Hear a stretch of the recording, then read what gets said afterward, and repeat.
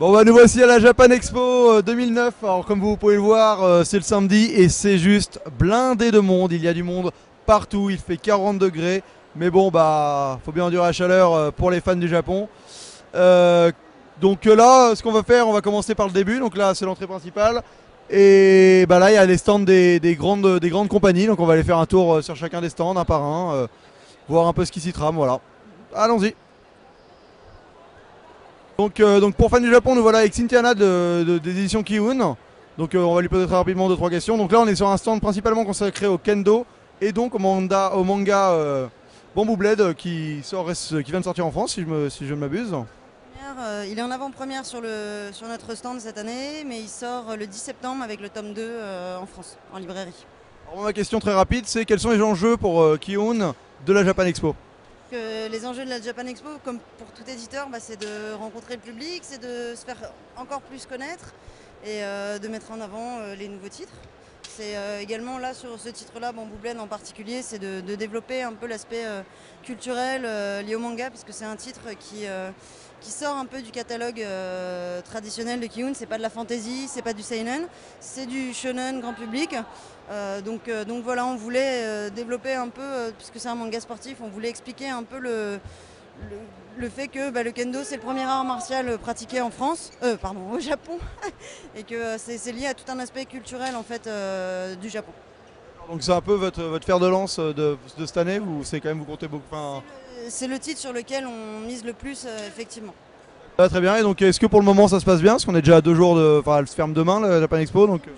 Troisième jour, ça se passe très très bien, presque trop bien en fait. Il y a beaucoup de monde, malgré les grèves, malgré la chaleur, les inondations. Tout le monde est là et même encore plus que l'année dernière, donc c'est super. Très bien, merci beaucoup. Bonne continuation. Merci beaucoup, au revoir.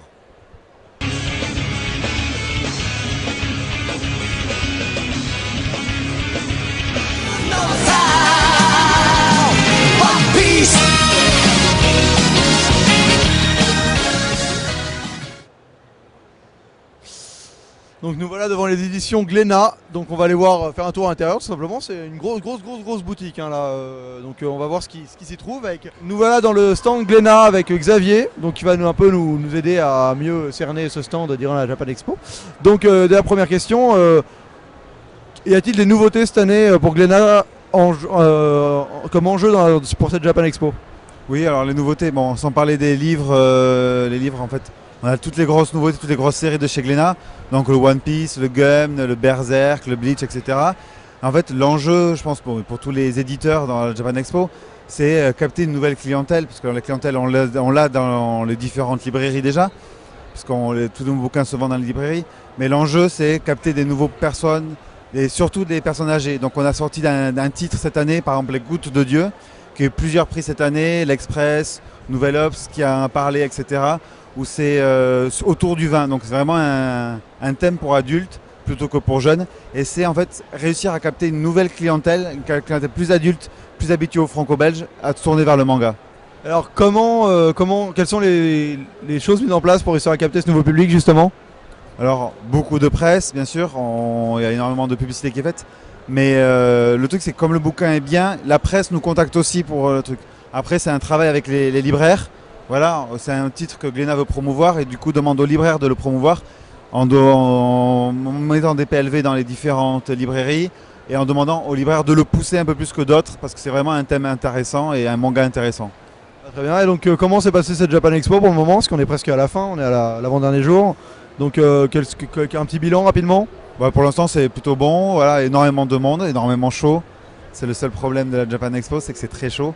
Mais oui, un bilan plutôt positif sur l'ensemble. On verra le dimanche, il reste encore une journée, mais pour le moment, oui, bonne Japan Expo. Je pense que pour tous les éditeurs, pareil. Ouais. Donc vous avez réussi à cerner un nouveau public déjà, ça se ressent un peu ou pas encore? C'est dur, mais c'est un manga qui marche bien et on arrive vraiment à récupérer une clientèle adulte sur certaines parties de manga. Ouais. Alors, et une question rapide, quelle est la meilleure vente par en place sur cette Japan Expo à peu près? C'est quel est le manga qui se vend le mieux? Pour chez nous ou tout en... Non, chez vous. Alors pour chez nous, c'est One Piece. Donc comme au Japon en fait. D'accord, très bien. Bah merci beaucoup. Hein. Cette vidéo touche à sa fin sur ces dernières images du stand Glénat, mais bon, vous pourrez retrouver plein d'autres vidéos sur la Japan Expo très vite sur le site fandujapon.com. Voilà, voilà, sayonara! Continue sûrement 10 minutes à faire plaisir. Je fais comme dans ma famille. Ça, elle est triste, on t'a posé, on va fermer avant d'aller. Non, ça va pas marcher.